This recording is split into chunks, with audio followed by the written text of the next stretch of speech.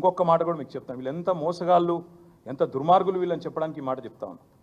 వీళ్ళు చెప్తారు ration card మీద ఒకవేళ ఇద్దరో ముగ్గురో ఉంటే కుటుంబంలో ఒకరికి చేసిన మొదలని చెప్పినారు.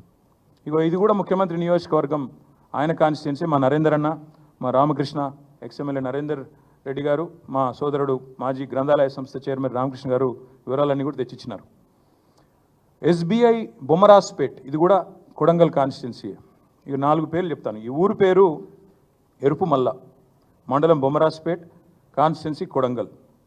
ఇక్కడ ఒక కుటుంబం ఉందండి, కోట యాదగిరి గారి కుటుంబం. ఆయన కుటుంబంలో 4 కుటుంబ సభ్యులు ఉన్నారు. కోట యాదగిరి గారి పేరు మీద 1,60,000 రూపాయల రుణం ఉన్నది. ఇది ఎస్బీఐ బొమ్మరాజ్పేట్. కోట శారద ఆయన సతీమణి, ఆమె పేరు మీద 1,60,000 ఉంది.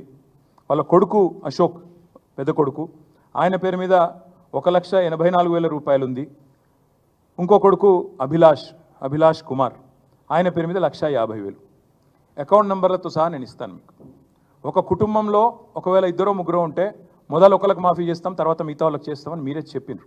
ఇది ముఖ్యమంత్రి నియోజకవర్గం ఎరుపుమల్ల అనే గ్రామం, ఎస్బీఐ బొమ్మరాజ్పేట్, కోట యాదగిరి గారి కుటుంబం.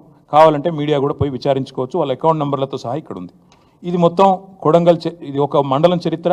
ఇది బొమ్మరాజ్పేట మండలంలో ఒక రైతు కుటుంబం యొక్క వ్యవహారం. వాస్తవాలు ఇట్లా ఉన్నాయి. వీళ్ళ డైలాగులు బిల్డప్ ఏమో ఇట్లా ఉంది.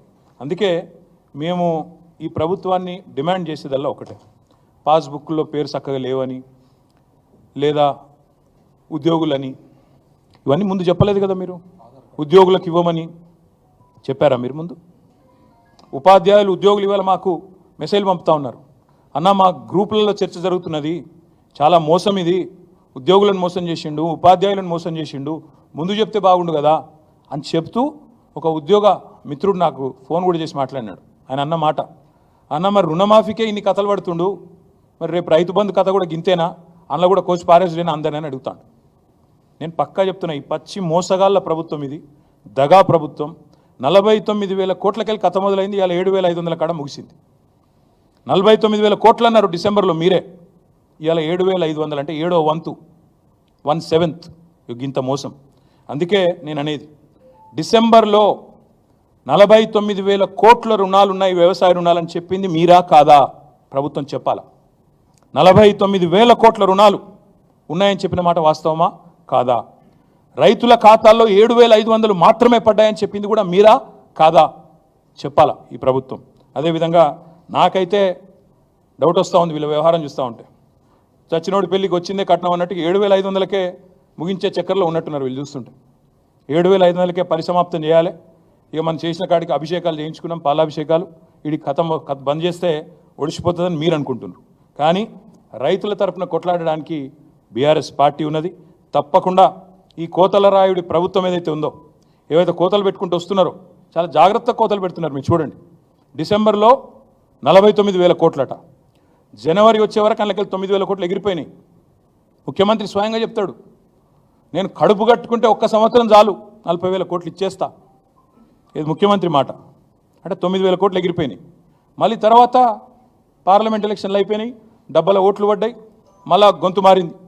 మళ్ళీ ఏమంటారు, క్యాబినెట్లో 31,000 కోట్లు చాలు, మళ్ళీ 9,000 కోట్లు ఎగిరిపోయింది. క్యాబినెట్లో 31,000 కోట్లు. తెల్లారి బడ్జెట్ పెట్టారు జూలై లాస్ట్ వీక్లో, అందులో 26,000 కోట్లే, 5,000 కోట్లు ఎగిరిపోయింది. మొన్న ఏం చెప్పినారు, 15th ఆగస్ట్కి 17,900 కోట్లు ఇచ్చినామన్నారు. అప్పుడు ఎంత ఎగిరిపోయింది? 26లో 8,000 కోట్లు ఎగిరిపోయింది. మళ్ళీ నిన్న బట్టి గారు సావు కబురు చల్లగా చెప్పిండ్రు, 17,900 కోట్లు ఎక్కడిది, ఇచ్చింది 7,500, 10,000 కోట్లు ఎగిరిపోయింది. ఎక్కడ 49, ఎక్కడ 40, ఎక్కడ 31, ఎక్కడ 26, ఎక్కడ మళ్ళీ 17,900, ఎక్కడ 7,500. ఇగో ఇది వీళ్ళ మోసాల పరంపర, వీళ్ళ కోతలు. అందుకే ఈ కోతల రాయుళ్ళ ప్రభుత్వాన్ని తప్పకుండా తూర్పారబడతాం, రైతుల తరపున ఖచ్చితంగా ఎండగడతాం. ఎవరైనా చీటింగ్ చేస్తే మనని వ్యక్తులుగా మనం పోయి పోలీస్ స్టేషన్లో చీటింగ్ కేసు పెడతాం. మరి లక్షలాది మంది రైతులను చీటింగ్ చేసిన ఈ ప్రభుత్వాన్ని ఏం చేయాలి? చీటింగ్ కేసు పెట్టాలా? ఏం చేయాలి? లక్షలాది మంది రైతులు ఆలోచించాలని చెప్పి నేను కోరుతా ఉన్నాను. 4 కోట్ల మంది తెలంగాణ ప్రజల సాక్షిగా చెప్పేది, ఈ 70 లక్షల మంది రైతులను ఖచ్చితంగా ఈ ముఖ్యమంత్రి వెన్నుపోటు పొడిచిండు. మాయ మాటలతోని మభ్యపెట్టి తడిగుడ్డతో గొంతు కోసిండు. 100% నిజంగానే నువ్వు చెప్పినట్టు రుణమాఫీ చేస్తుంటే ఎందుకు తెలంగాణ ఇవాళ రైతుల నిరసనలతో అట్టుడుకుతా ఉంది? ఇక రైతుల నిరసనలు పెరిగంగానే ముఖ్యమంత్రి గారికి ఒక టాక్టిక్ అలవాటైంది బాగా, అటెన్షన్ డైవర్షన్ టాక్టిక్. ఏదో ఒకటి చిల్లర భాష మాట్లాడాలి, బజారు భాష మాట్లాడి దానివైపు దృష్టి మలచాలి.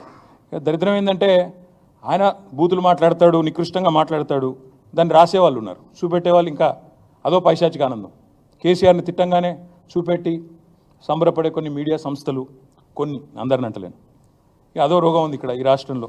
ఎందుకంటే వాళ్ళకి తెలంగాణ ఇష్టం లేదు, తెలంగాణ అస్తిత్వం ఇష్టం లేదు. కాబట్టి సహజంగా కేసీఆర్ని తిడితే సంకలు గుద్దుకుంటూ అరే బాగా తిట్టిండు అని సంబరపడే కొంతమంది సన్నాసులు ఎవరైతే ఉన్నారో వాళ్ళకి నేను చెప్తా ఉన్నా, మేము అటెన్షన్ డైవర్ట్ కాం, మేము బరాబర్ రైతులతోనే ఉంటాం. ఆయన ఎన్ని చిల్లర మాటలు మాట్లాడినా, ఎంత బజారు భాష మాట్లాడినా, తన వికృత స్వరూపాన్ని ఎంత బయట పెట్టుకున్నా మేము మాత్రం రైతుల కోసమే రణం చేస్తాం, రైతులతోనే ఉంటాం. మేము ఖచ్చితంగా ఎంబడబడతాం. ఇవాళ ఒకటి కాదు మోసం, చూడండి ఒకసారి. రైతు భరోసా పెంచుతా అన్నాడు, ఎగ్గొట్టిండు. రుణమాఫీ అన్నాడు, మోసం చేసిండు. బోనస్ అన్నాడు, బోగస్ అయిపోయింది. కానీ వదిలిపెట్టం, ఇచ్చేదాకా ఎంబడబడతాం.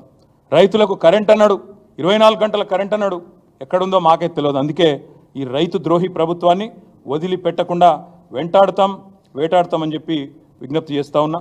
అందుకే రేపటి నుంచి మా పోరాటం రేపు మొదట అడిగే డెడ్ లైన్లు మారుస్తూ ఉన్నారు, హెడ్ లైన్లను మేనేజ్ చేస్తూ ఉన్నారు. మాకు అర్థమవుతా ఉంది, రైతులకు కూడా అర్థమవుతా ఉంది. హెడ్ లైన్ మేనేజ్మెంటు, ఆస్ట్రేలియా పర్యటనలు మేము కూడా చూస్తున్నాం, రైతులు కూడా చూస్తూ ఉన్నారు. కాబట్టే నేను చెప్పేది, ఖచ్చితంగా ఈ ప్రభుత్వం ఏదైతే తేదీ చెప్పిందో 15 ఆగస్టు అని, మాఫీ చేయనందుకు మాఫీ మాంగో, కిసానో సే మాఫీ మాంగో పెళ్ళే చేయలేదు, చేతగానోళ్ళం సన్నాసం అని ఒప్పుకోకపోతే, మీరు ఇచ్చిన మాట కనుక నిలబెట్టుకోకపోతే వదిలిపెట్టం, వేటాడతాం. అక్రమ కేసులు, అరెస్టులు ఉపసంహరించుకోండి. ఆ ఎఫ్ఐఆర్లు ఏవైతే తలమడుగులో చేశారో రిజిస్టర్, మా ఎమ్మెల్యే అనిల్ జాదవ్ గారు నా దృష్టికి తీసుకొచ్చారు. నేను ఎస్పీ గారు కూడా మాట్లాడినా, ఉపసంహరించుకోండి నేను విజ్ఞప్తి చేస్తా ఉన్నా. రైతుల మీద కేసు పెట్టడం మంచిది కాదు. మరి రైతు డిక్లరేషన్లని పోజులు కొట్టి ఇప్పుడేమో పోలీస్ స్టేషన్లో పెడతామంటే ఊరుకోము, తప్పకుండా రైతుల పక్షాన్ని నిలబడతాం.